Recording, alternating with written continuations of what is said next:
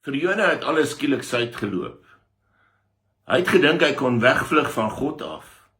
Maar die Here gooi 'n storm oor die see, soos dat dit daar letterlik staan in Jona 1. Die matrose werk uit dat dit Jona se skuld is, dat dit hierdie storm op die see is. En hulle gooi hom oorboord. En Jona wat nie wou bid nie, Jona wat nie vergifnis wou vra nie, Jona wat wegvlug van God af, kom tot inkeer.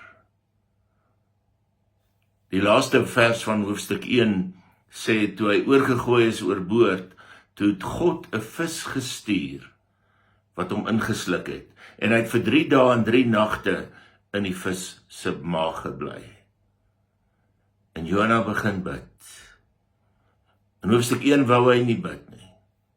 Selfs die kaptein het hom gevra om te bid. Maar hier begin hy bid. Mense het al moeg gestry oor was dit nou 'n werklike vis of was dit nou nie 'n werklike vis nie. Ek dink al daardie pogings om te bewys dit het gebeur of nie gebeur nie, is nutteloos en van geen waarde nie. Dit gaan nie oor die vis nie, dit gaan oor God wat in genade vir Jona verder spaar. Dit gaan oor Jona wat begin smag na God, wat besef dat hy verkeerd gedoen het, dat hy wegbeweeg het van die Here af, en nou smag hy weer na 'n verhouding met die Here. En vanuit die bodem van die oseaan en uit die buik van 'n vis, roep hy uit na die bron van sy lewe, Here, wees my arme sondaar genadig. En dadelik kan jy weet dat jy kan enige plek, enige tyd tot die Here bid. Daar's geen plek of tyd wat onvanpas is nie. Daar's niks wat jou verhoed om te kan bid nie. Die hemele is toeganklik, maak nie saak wat jou omstandighede is nie. En wanneer jy bid, gaan jy agterkom, jy is welkom by die genade troon. Jona onthou die Here, want in sy gebed vertel hy hoe hy afgesak het in die see, hoe seegras oor sy kop gekom het, hoe hy die bodem van die oseaan geslaan het.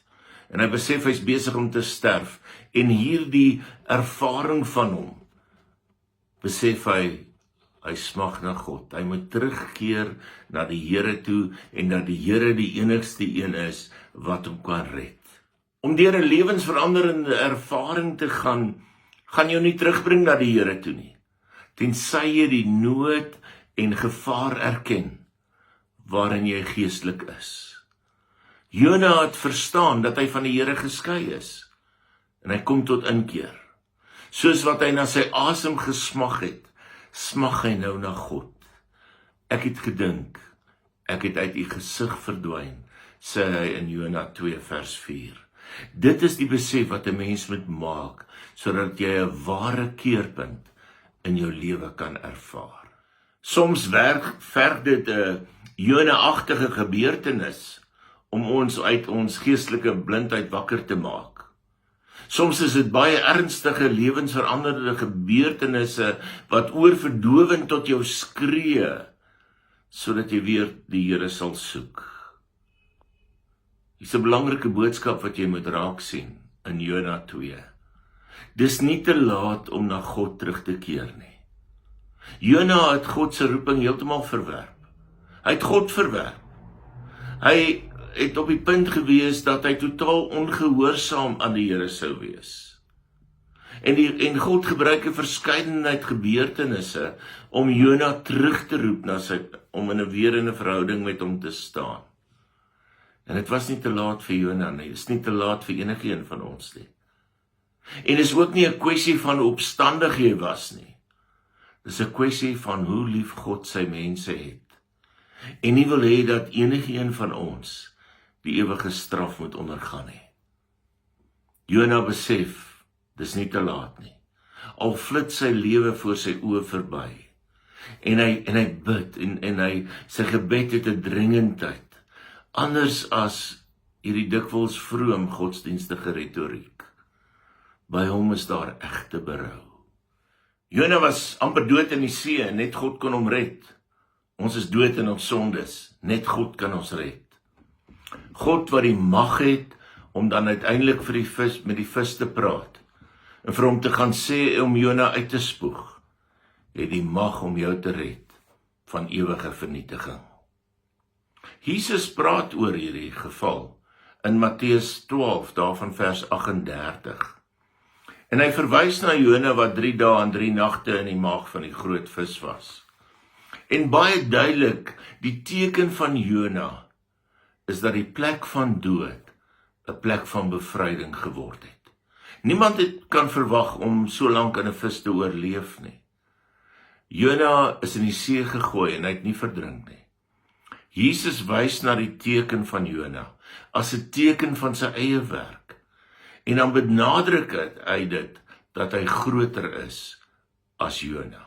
En die grootheid van die teken is dat die onmoontlike moontlik kan wees. Wat met Jona gebeur het, was nie moontlik nie. Maar God het Jona na 3 dae en 3 nagte uit die maag van die vis verlos. Net so was dit met Jesus, wat met Jesus gebeur het, ook nie moontlik nie. God sou Jesus na 3 dae en 3 nagte uit die maag van die aarde verlos. Jesus verbind nie net die tydsraamwerk 3 dae en 3 nagte aan homself nie, hy verbind ook die wonder van verlossing, van bevryding aan homself. Die plek van dood het die plek van verlossing geword. Sy dood het verlossing vir die wêreld gebring. Verlossing is van die Here. God het die wêreld gered deur die dood en die opstanding van sy seun, Jesus Christus. Want die graf van die seun is oop en is leeg. En in die oop graf sien ons juis sy genade, ook vir jou. Wil jy dit nie aanvaar nie? Amen. Kom ons bid saam. Dankie Here dat U nie net U self gegee het nie, dat U gesterf het vir ons nie, maar ons eer U dat U opgestaan het en dat U ons verlos het. En ons kom vandag en ons aanvaar weer opnuut daardie verlossing vir onsself. In Jesus se naam. Amen. Mag dit met jou goed gaan. Kyk na jouself. Ek hoor die koue is alweer op pad. En mag die Here vir jou seën. Totsiens.